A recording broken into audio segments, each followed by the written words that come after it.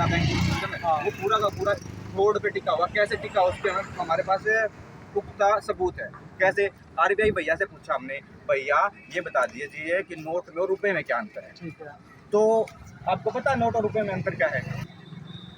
देखिए, इसके ऊपर साफ साफ लिखा है कि मैं धारक को 500 रुपये अदा करने का वचन देता हूँ। इसका मतलब ये हुआ कि नोट अलग चीज़ है और ये रुपये अलग चीज़ है। ये खुद बोल रहा है ना, बोलूँगा तो उसी तरीके से इसके बदले में हमें जो है ना सोना मिलता है। वो कैसे मिलता है देखो, आपको बताता हूँ। अपने बड़े बूढ़े इतने सियाने थे, इन बाद में सिस्टम खराब कर दिया। बड़े बूढ़ा ने क्या करा, जो करे ना आप कपड़ा धर लेंगे तो भी खराब हो जाएगा। आप देखिए, अपने जो बड़े बूढ़े थे उन्हें क्या करा, उनने करा भाई सोना एक किसी धातु इसी मेटल है जिसने हवा में लटका ले, जमीन में दाब ले, चाहे पानी में दाब ले, कितने साल तक दाब ले, वह कदे खराब नहीं होगी। अपने बड़े बूढ़े इतने सियाने थे, जो कर मान ले मैं नाई का काम करूँ, मैं बाल काटूँ, तो बाल काटूंगा तो मान ले मैंने बाल काटे जमींदार ने मेरे घर अनाज गिर दिया। अनाज गिर जाए तो एक टाइम ऐसा आ जाएगा, स्टॉक हो जाएगा मेरे घर अनाज का स्टॉक ज़्यादा हो गया तो खराब होगा। तो अब मेरी मेहनत खराब गई, तो उसने क्या करा सिस्टम में, उन्हें सिस्टम कर दिया भाई ऐसा कोई मेटल बना दिया उन्हें धातु। तो उन्होंने क्या कर दिया, रुपया, मेटल को क्या बोलते हैं जिसको सोने को, रुपया।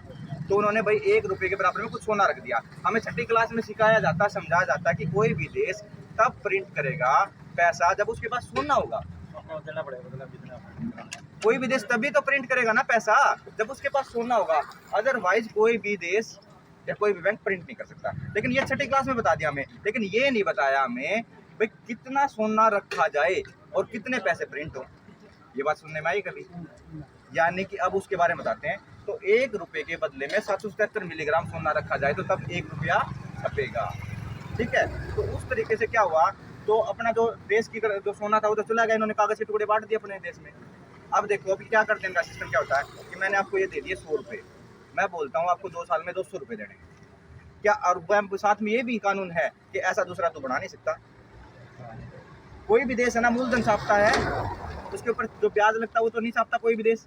तो ये आप 2 साल के बाद ऐसे 2 टुकड़े बना के दे सकते हो, अगर दूसरा तुमने बनाया तो गैर कानूनी हो जाएगा।